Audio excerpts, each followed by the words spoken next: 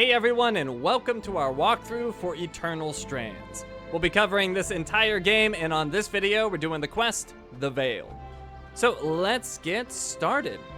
We want a new game, and we'll be playing on the hard difficulty. Bren's maximum health is reduced. Vitality tonics restore half as much health.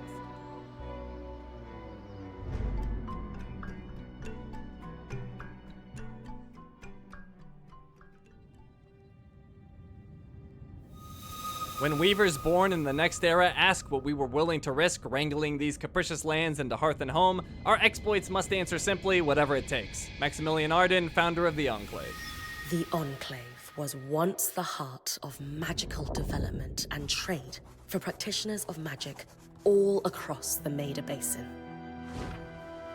Not all Weavers claimed it as their home, but those that did built a legacy of progress, constructs, and innovation.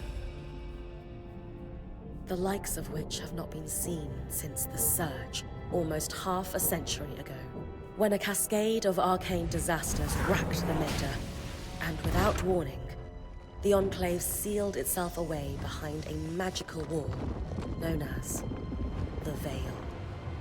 Rich and powerful leaders were wounded and killed. Decades of war broke out. Every nation suffered an economic collapse. The world is calmer now, but magic has been shunned, taking the blame for decades of unrest. Weavers remain pariahs to this day. Most places tolerate us if we don't stay too long. While some Weavers remember what it was like before the Surge, I've never known a time when Weavers had a home. I chose this life years ago, but I'd be lying if I said it's lived up to all I hoped it would be. Still, my luck might be changing. A few weeks ago, I began traveling with a new Weaver band. Now, they've brought me here, where it all began.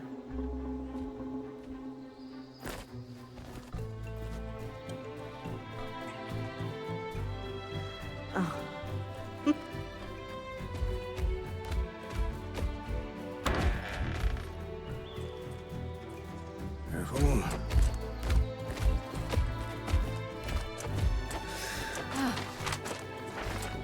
Thanks.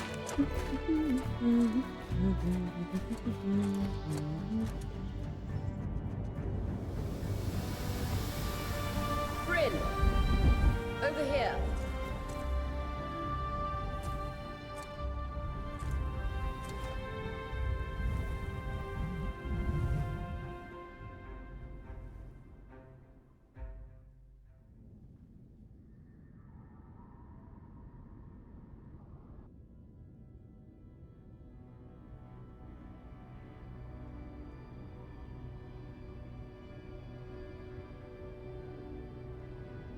What do you think? When you told me that joining your band meant I'd see the Veil, I wasn't picturing this. No one's been this close in years. The base is shrouded in tangles. Weavers have known about this safe zone in the Veil's shadow for decades, but no one has found a route into it. Until now. You have no idea what I had to do to puzzle out this passage. I definitely want to hear that story later. My hope is that we're going to find artifacts from the Enclave itself deeper into the shadow. I'll stay to oversee the camp setup. Why don't you take the preliminary scouting expedition? Really? Of course. It's important for the other Weavers to see how you do in the field. The map I bartered for in Tarza suggests there's a watchtower deeper into the valley. Shouldn't be too far from where we are. That's my first landmark, then? Yes. It should help us get our bearings before we start the search for the Strand Road. And if you make any discoveries, that will endear you to the band. For sure. I'd love to find my footing with the rest of them. I'll act as the watcher on the scry and pull you back if anything gets too dangerous. Just steer clear of the tangles. Any questions before you head out? She mentioned the Strand Road. Ask what that is. The Strand Road? A famous trade route into the Enclave that led straight to Denevron. the hub for bartering magical goods. Before the Surge, caravans used the Strand Road to enter and exit the Enclave with their goods. It's been completely submerged by tangles, unfortunately. Still, if we can get any closer to that passage, we will find rare artifacts lost in the Surge. This might be a little strange, but ask her to explain the scry. I know the scry is a standard device across Weaver bands, but my previous leader, Aaron, didn't really make use of ours. He sent you on expeditions without it? I mean, I wore the earpiece, but he didn't exactly stay close to the table at the camp while I was out. That's incredibly dangerous. I'm surprised you're still alive. Yeah. Anyway, mind explaining how it works in your Weaver band? When you go on an expedition, you'll wear the earpiece, which allows me to communicate with you and give directions from the scry table. At the table, everyone will be able to watch your expedition and communicate with you as needed. The last, most important function of the scry is that it allows me to use magic to pull you back to camp when your life is in danger. Right. That's all I needed to know. Tell her I'm ready to head out. That clears up anything I needed to know. I'll head to the watchtower. Glad to hear it. You can head out then.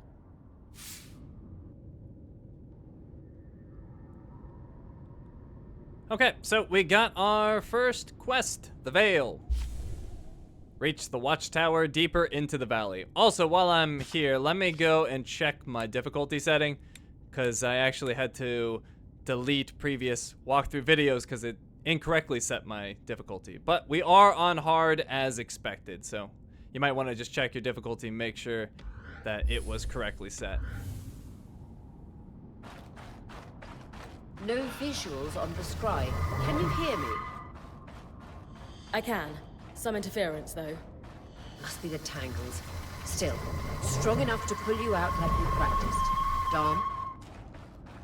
I'm on it. Okay, we can sprint with L3. And we can observe. The Veil. Even more impressive up close.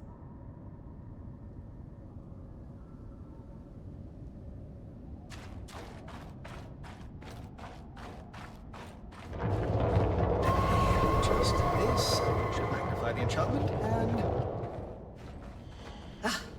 Thanks. Got visuals back. The Veil shadow is incredible. Never seen anything like it. Tangles. Beautiful. And deadly. Give them a wide berth. The closer you get to the Veil, the thicker they'll become. its shadow is believed to be impenetrable. Until now.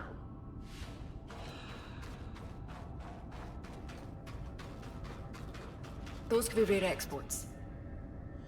You heard our quartermaster. Break 'em open.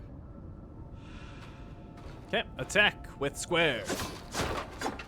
We got some materials. We got iron and some rough leather. There's also a vitality tonic, but we're full health and full tonics. Press X to jump. That wall is completely frozen. Weaver's Grasp. This is our first strand, basically spell. We can grab things at a distance and then throw them at high velocity. We should expect enchantments to act strangely this close to the Veil. See those glowing bulbs? Infernal alliums. They combust when broken. So if I toss one at the wall, its fire will melt the ice. Brilliant! Best to use kinetic magic to keep clear of the blast. Okay, let's grab that and toss it right between those icicles. Give it a moment to cool. Then you should be able to climb. Okay, should be good. Took a little bit of fire damage. Oh, the wall's still on fire. Oh well.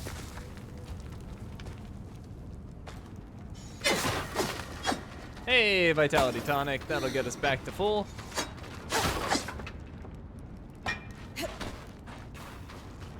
Perfect. Knowing the watchtower's relative position establishes the distance to the Strand Road. You can come back to... What is that? Coral. There were rumors of a living mineral that grew deep beneath the Enclave's surface. It seems they were true. There's more of it in that cave. I could take a closer look. Too risky to deviate from the plan. First outing was just to reach the watchtower. This is going well. I say we check it out before finishing the expedition. Sounds good. Let's investigate the cave. We can climb on this wall right here and then shimmy over. You can climb just about any wall in this game.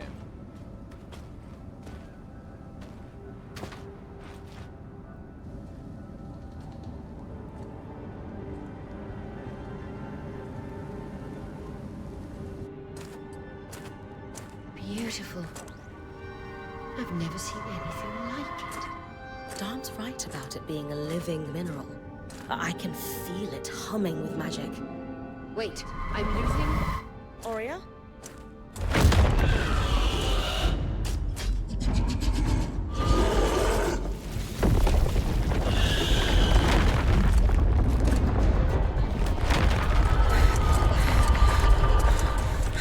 Bring connections back.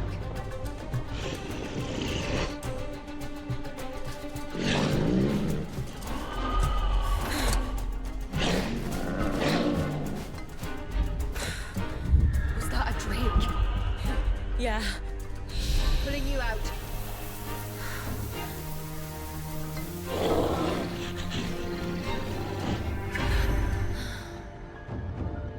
Need his breath. I knew this was a bad idea. We can't extract you. Dharm, fix it. And Lane have tonics on standby for her return. Alright, so we can slash with square and block with R1, and if you block right at the last second before an attack hits you, you'll do a parry and sort of like stun the enemy. Also, you can just pick them up with your magic and toss them, which is very effective. There's a charge attack by holding square. Good. Head out of the cave so we can get our bearings. Lots of options. Alright, let's go over here, break these supply thingies. Get everything we can.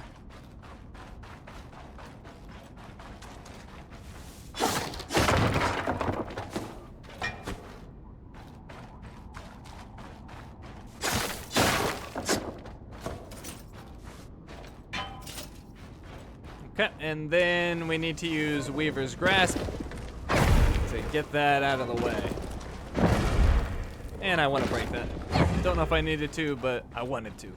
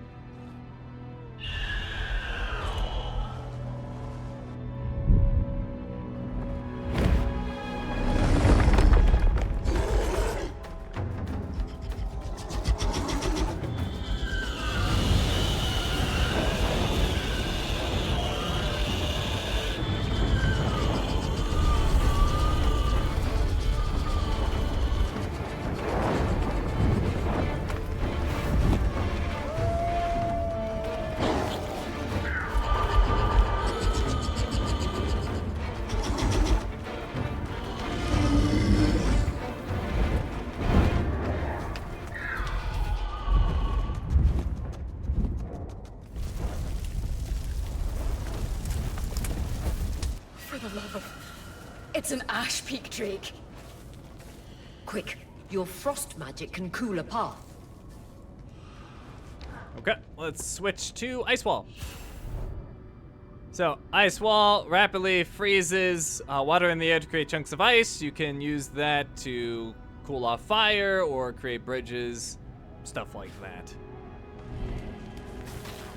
So we're gonna cool off this fire and kind of make a bridge, I guess you could call it. Well, that I kind of ran out of magic, but put that there. And I can go through. I got a little bit of fire on me, but not too bad. Good. Darn's still working on the scry, but you need to keep moving. Lane, got anything from the map? There should be a minor patrol path ahead that loops back to the watchtower. It runs close to the Vale, though. It's our only option. I'm on it. I actually took more damage than I realized. I'm gonna heal up.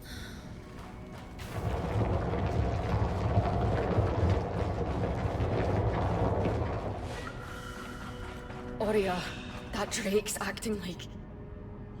Let's just focus on getting her back safe. I'll go back to unpacking the armory. Alright, so we can actually pin enemies with ice. This isn't the best enemy to do it to, but hey, I managed to land it. He's a small target. Oh, and it just straight up destroyed him with that ice damage. If you go near the ice, it will damage you. You and enemies, so just keep that in mind. Let's see, we'll go back to Weaver's Grasp. We'll let him come to us.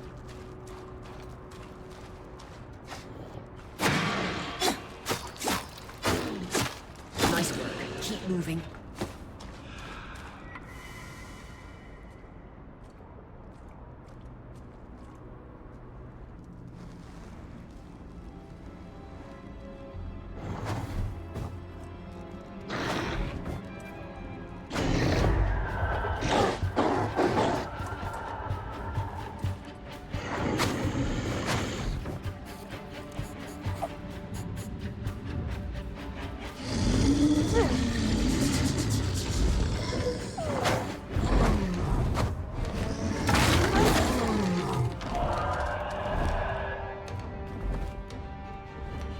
Damn it, Casman was right. That Drake is rotting. Erratic flight. Aggressive. It won't stop. Skies, what do we do? We get you back to the caravan fast.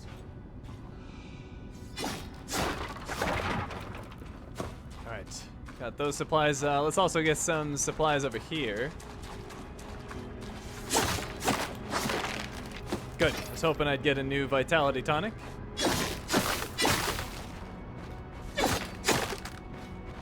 Oh, and this stuff too. Perfect.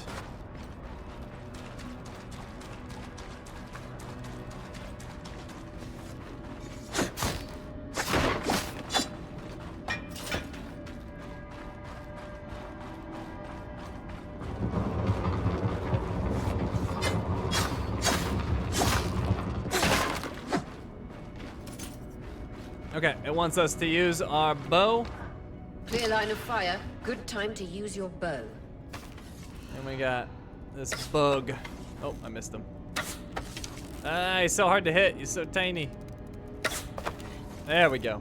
Oh, wait. Nope, I didn't hit him. There we go.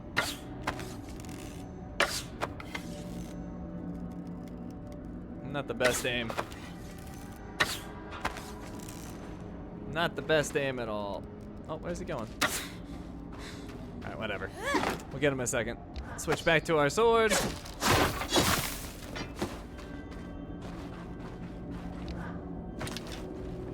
We started with the bow, may as well finish with the bow, and got him.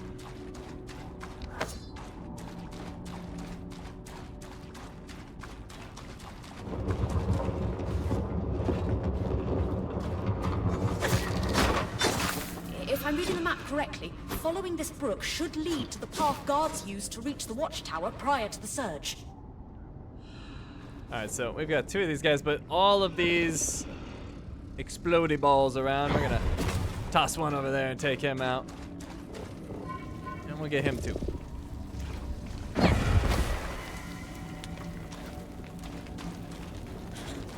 Alright, now we got ice in the way, but that's why we have this. That also cooled the ground. Can head through. Took a little bit of damage.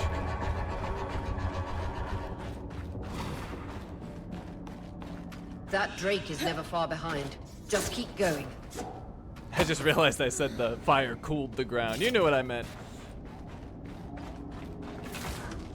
It heated it up. But speaking of cooling the ground, we will cool this ground with an ice wall. Need a little bit more though. That should work.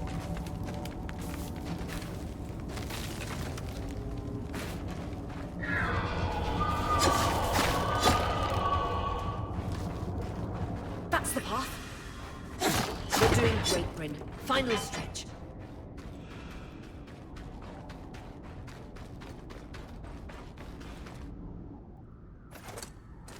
That can't be an ark. No one has seen one in almost 50 years, let alone outside the Veil. The Archons never left the Enclave. Still, you need to get...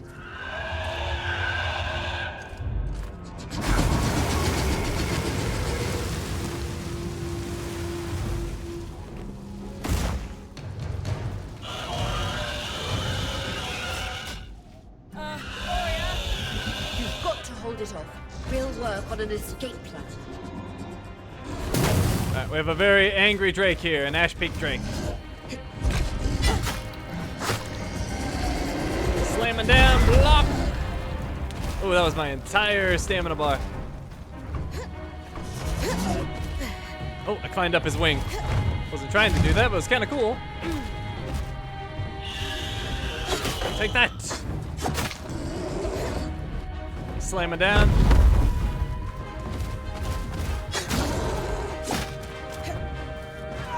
Oh, fell off the wing. Wait, what's he doing? What was that? That's how he looks at me? That was weird. Alright, there we go.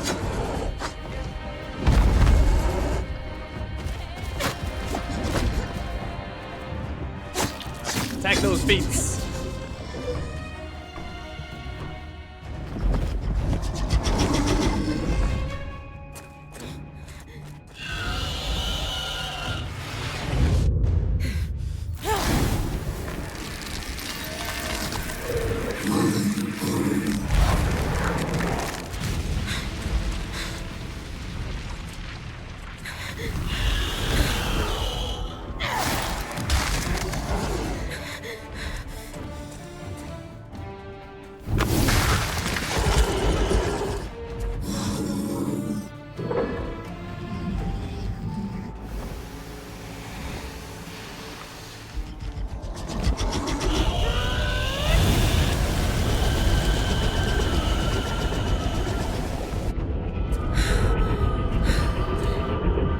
Skies.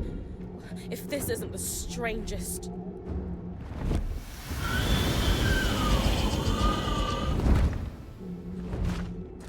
What the... Hang on, Bryn.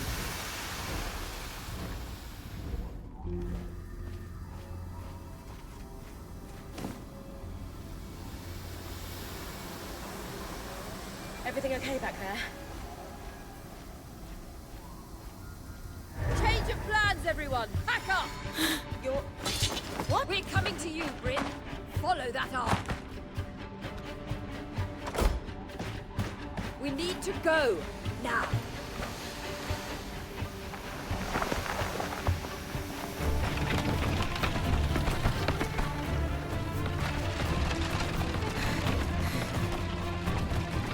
Up ahead!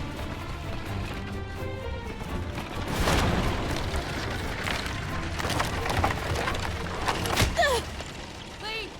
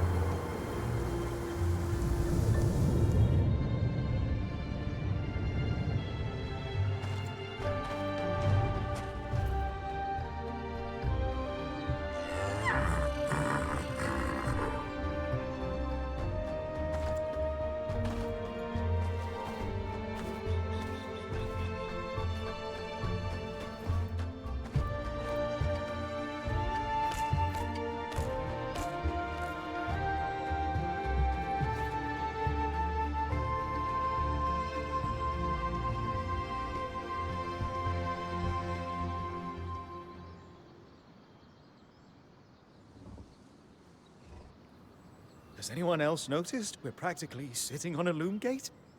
That can wait, Dom. Aurea, you should be resting. If your wing doesn't heal, our point is out of commission. That's what I need to address. While my wing recovers, Bryn will take over expeditions as our acting point. You sure she's ready for all of this? Bryn did face down an Ash Peak Drake and lived to tell the tale. I think we're in good hands. Yes. I have every confidence that she will make a great point. As long as we don't all die here first. Okay, so the dialogue choices that you choose just guide Bryn's character, so you only get to choose one of these and you can kind of define who she is. So let's go with the team is understandably nervous. Offer reassurance. Our arrival was rocky, but I will do everything in my power to ensure our survival. If we avoid unnecessary risks, we'll be back on our feet in no time. I'm glad you're taking this seriously. Exactly. When we first set out to investigate the Veil's shadow, we had no idea we'd end up here. The Enclave was once a safe haven for all Weavers, and the pinnacle of innovation. Since the Veil went up, Weavers took the blame for decades of war. Stories that put children to bed preached the evils of our magic. All because of what happened here. We owe it to ourselves and to our brethren across the Maida to find out not just what happened, but why. Maybe then, Weavers can find our place in the world again. But first, survival. Bryn, that's you and me. Find me when you're ready. Adjourned.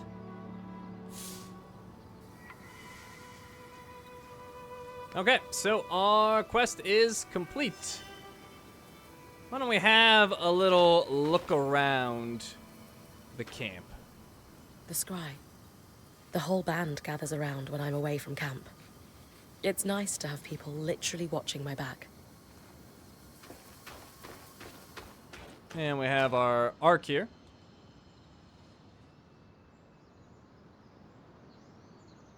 I wonder how this arc managed to get us through the Veil. By the looks of it, it was a one-way ticket. Well, the Enclave built many arcs and other magical constructs. I've never heard of one designed to repel Drake's breath, though. You think we might find another arc that could help us escape? Or possibly repair this one? It must be special somehow. As Aurea said, the arcs never left the Enclave, yet this one did. We know as much as we can from looking at it. Time to start exploring if we want to find answers.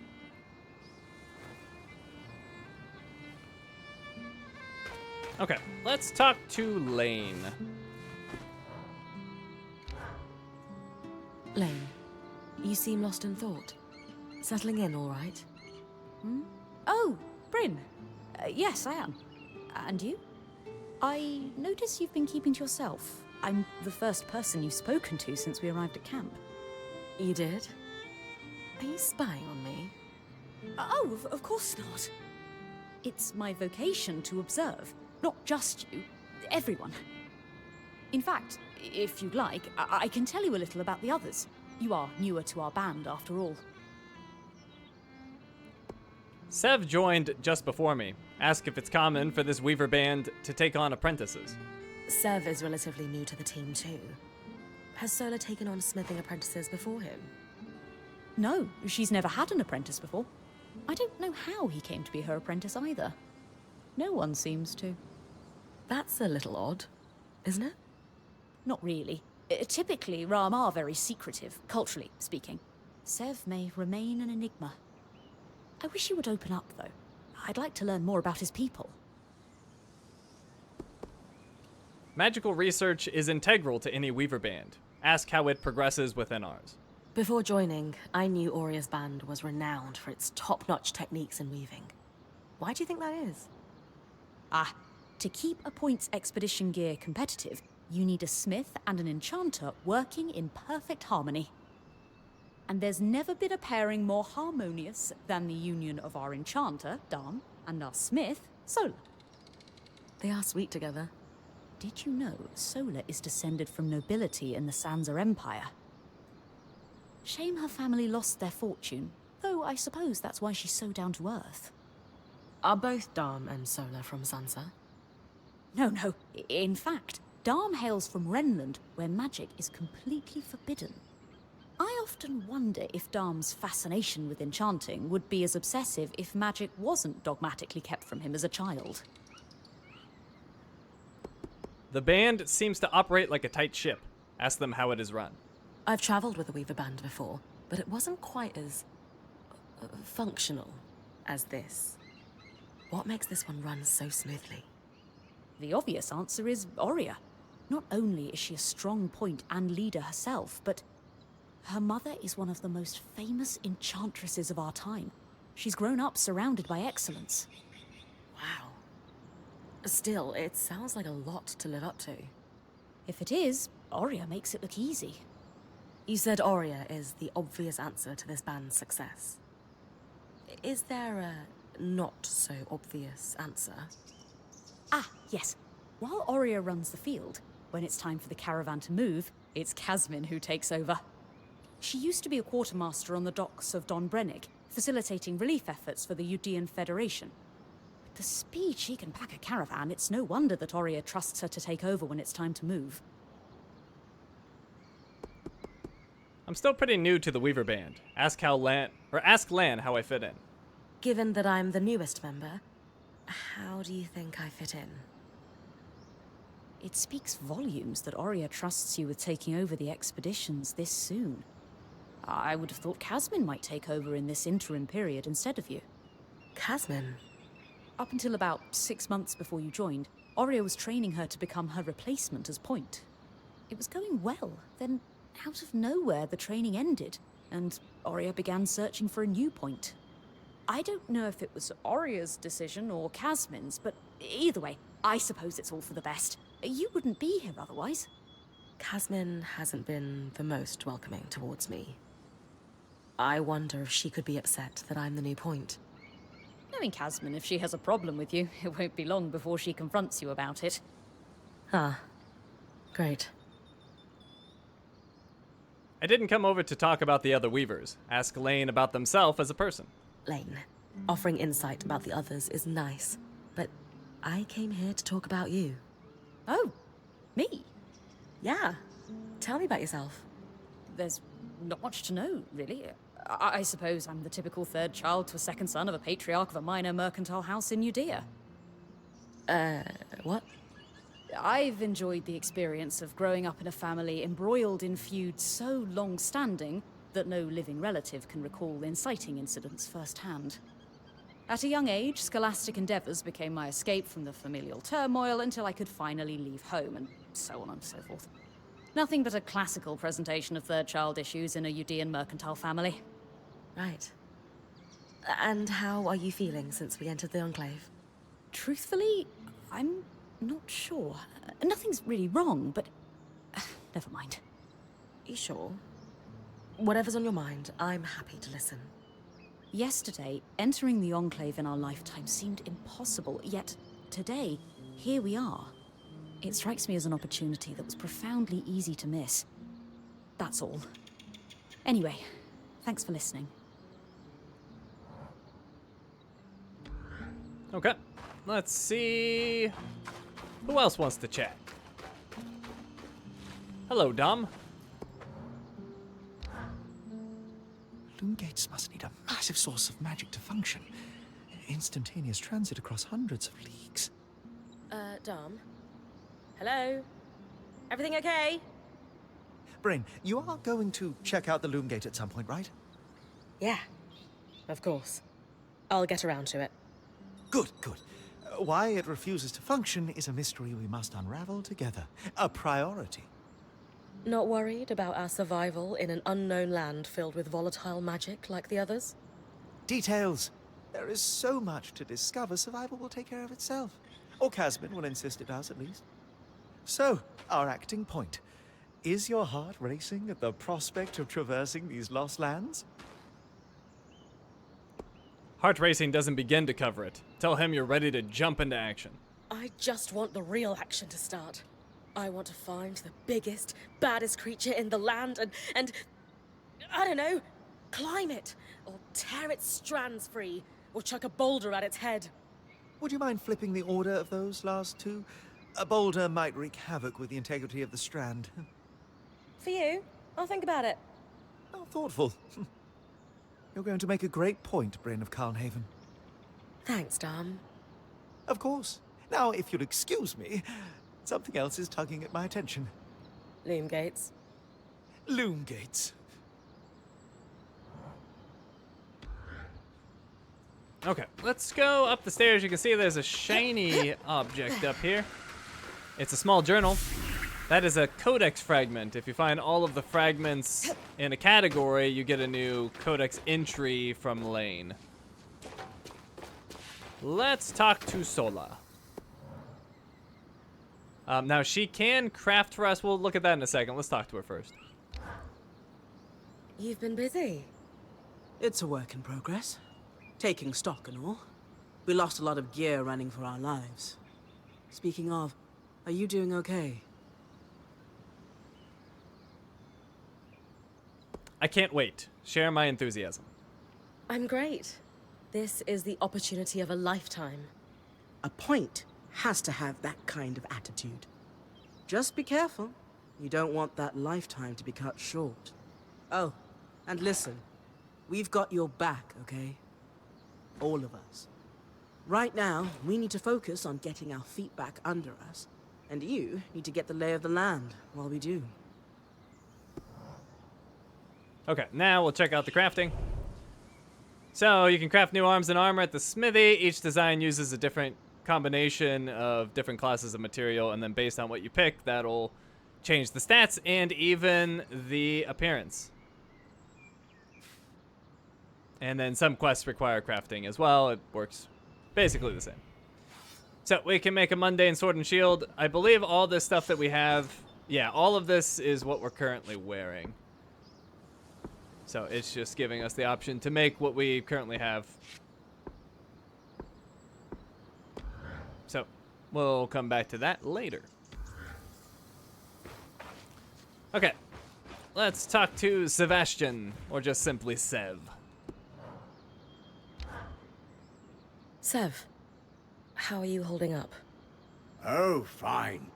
I mean, I'm trapped inside a magic bubble that's filled to the brim with life-threatening creatures. Also, left an entire known world behind, and I'll probably never see remnants of my past life again. But, you know, I'm fine.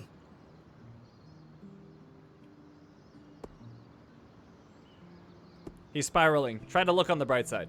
Hey, at least Sola did half your unpacking. No sprained back muscles for you. True, and no back pain. In a few days, I might die from a creature attack. But at least I'll leave a corpse with good posture. Sev. This apprenticeship is turning into more than I signed up for. That is completely understandable. We're all reeling. Yeah. You're probably right. Listen, I should get back to helping Sola. I was talking with Sola earlier. She is a great listener. Maybe talk to her about how you're feeling too? I wouldn't want to burden her. She'd be happy to help. I'll think about it.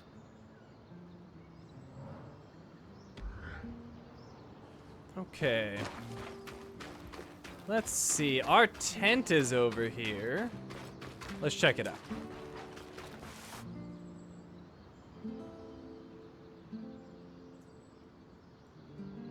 Your tent.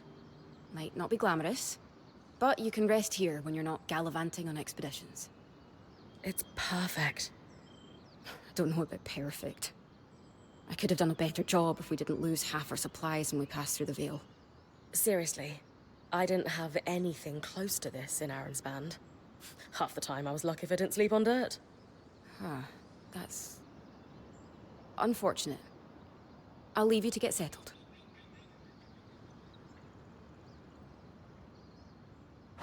Okay, so this right here is just our stash, basically. This is all the resources that we've acquired. Let's head down this way. And we got a shiny right over here. It's another Codex fragment. Arcane Tools.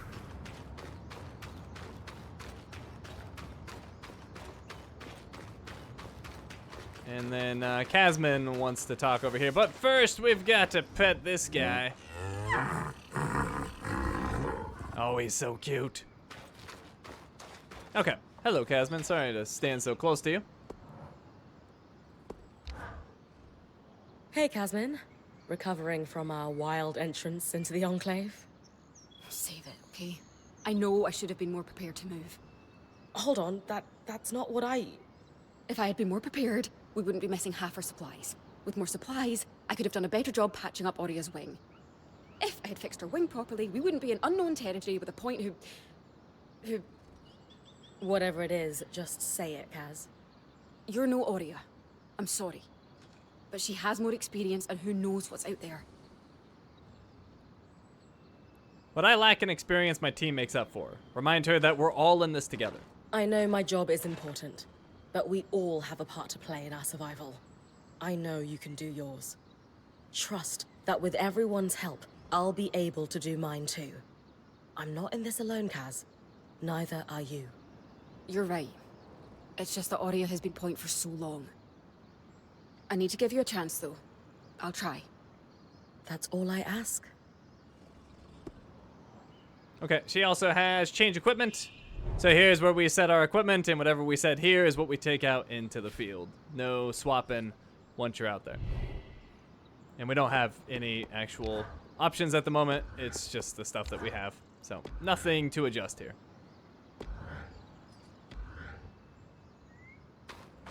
Okay. And then we can observe this, or examine, rather.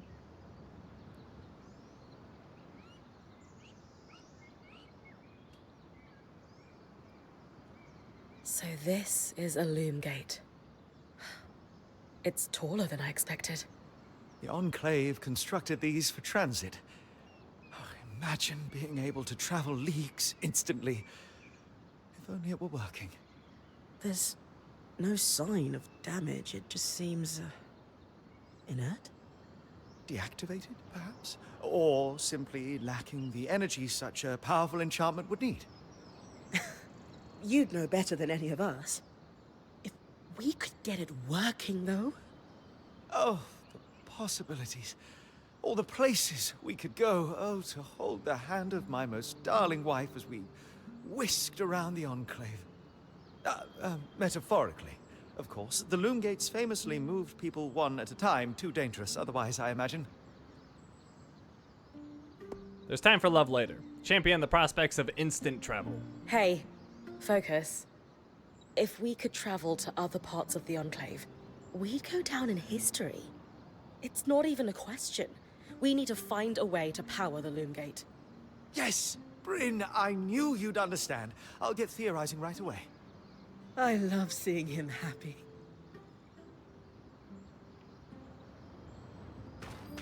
Okay, now we're gonna head over here. On this bench, we have another codex fragment, a logbook. And then over on this broken wagon thing, we have a shattered mirror. And that is all of the codex fragments for that codex entry, let's call it. So we can now go to Lane, who will make it for us. The South Wall Way Station. Now, when we get pieces of lore like this, what I'm gonna do is just summarize it. But for those that want to read the whole thing, I'll scroll through so you can pause and read it if you so desire. So anyways, the Enclave built a bunch of fortifications along its border, and South Wall was the biggest. It was the resting stop for caravanners all the way up until the Surge. Now, dignitaries would use the loom gate while the regular people had to hoof it on their own. It was lucrative work for weavers skilled enough to send untrained through the loom gate, so many would just come here to make some coin. Okay, and I don't believe anyone else wants to chit-chat. They do not. So what we're going to do now is basically a deep dive into the lore, and it's going to be a little extensive. I'll be summarizing everything like I just did, but there's still a lot. So if you're not interested in that, I recommend you just skip to the next video now, because that's what we're going to be doing. So we have our codex, which stores all of the information we've learned, and also when you complete fragments, the entry that you unlock gets put in the codex. So let's start with locations. We already did the Southwall Way Station, so we have the Enclave. So the Enclave was a nation of weavers that practiced the magical arts, and it became super powerful in the world, and was among their greatest creations were the arcs, some of them being of massive size. Then suddenly, without warning, they sealed themselves away behind the veil, and nobody has entered until us, basically. All right, and that's it for locations. Let's move on to nations of the Meta. So we have the Meta Basin. Lots of information here, but really there's just 7 great states in the Meta Basin, and they all are in at least minor conflict with each other.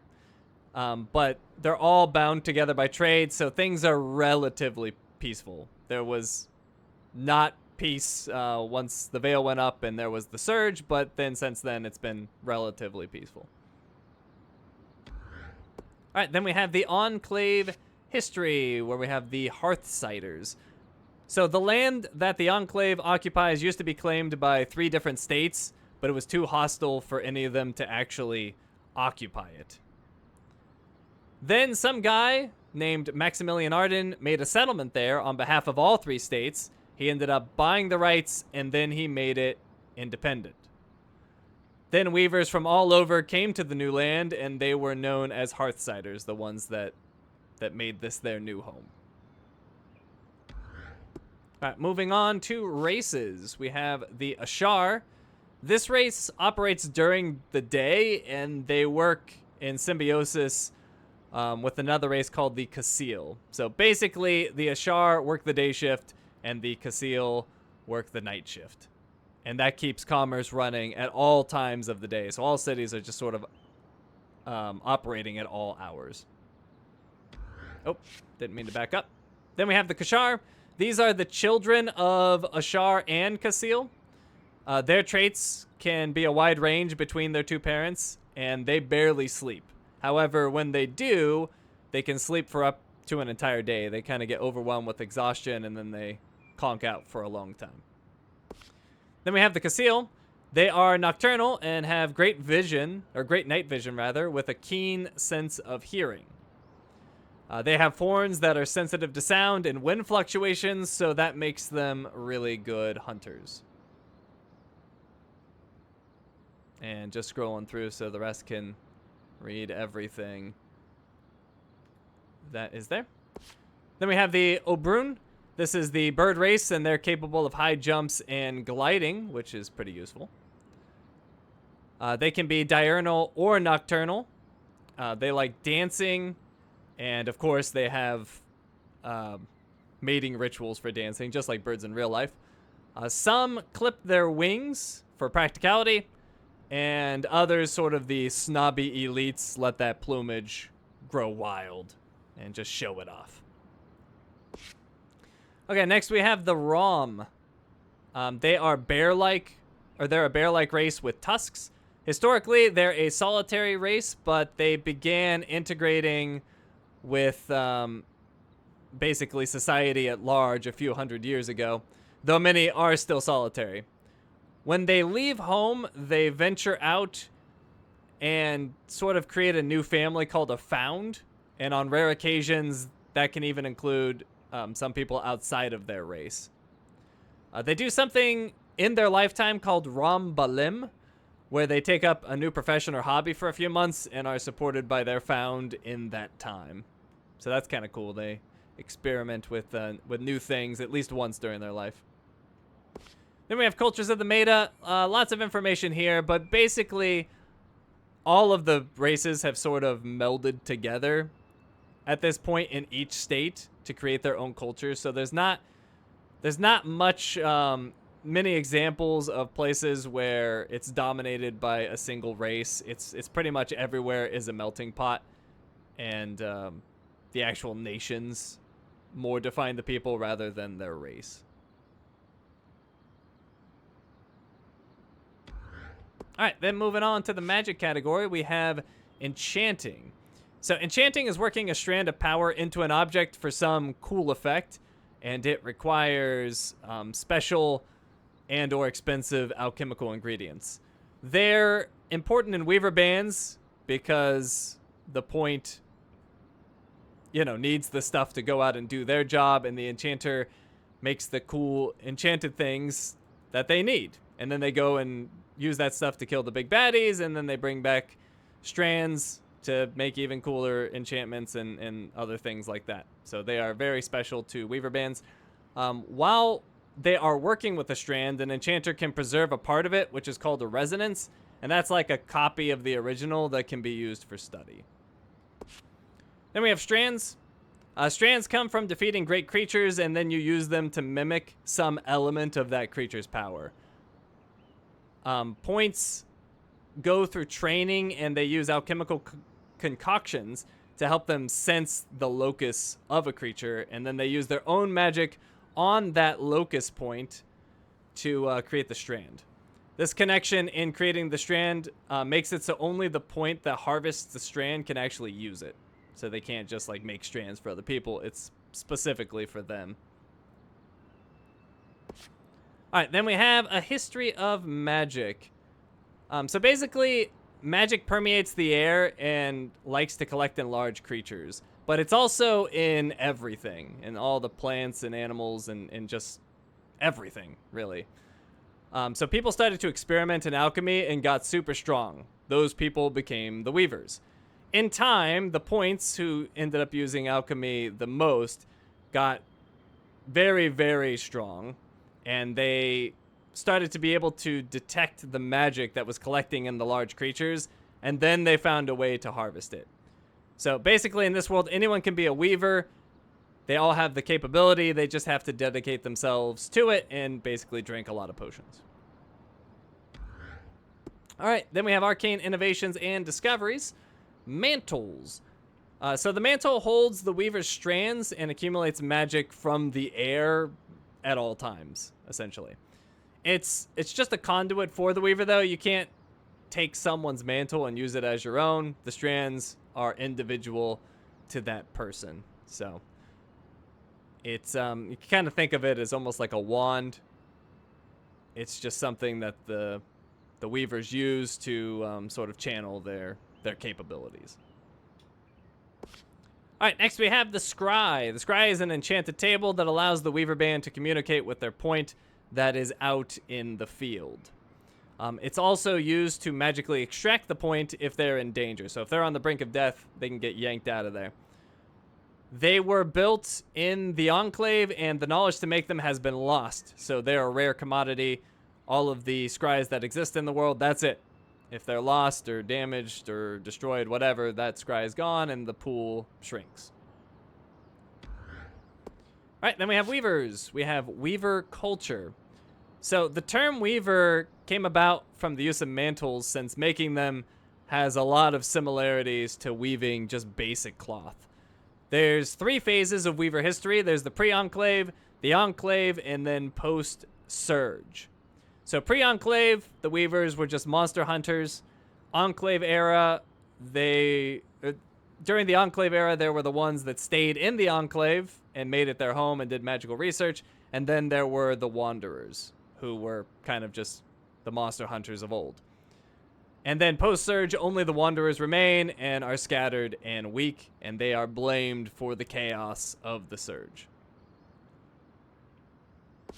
Okay, then we have Bryn, our main character. Bryn is the newbie in this Weaver band. She's from the newly liberated nation of Calnhaven. Her parents were involved in the fighting, and her mother rose to a high rank. They are set for the good life with political power, but Bryn wanted a life of adventure. So she joined up with a band. That band sucked, and then she joined this current one. Then we have Casmin Thane. She's the Kashar quartermaster for the band. She grew up the child of innkeepers, and she was fascinated by the stories that visitors from all over the world would share, and that got her interested in sort of leaving her hometown or seeing the rest of the world. So she started helping out at the docks, and she eventually signed up with traders doing relief efforts for struggling city-states where she learned her skills as a quartermaster. Then we have Damod Dom Kinuri. He is a Casil enchanter for the band. He's from Rainlander, which is odd because they are extremely hostile to weavers and magic.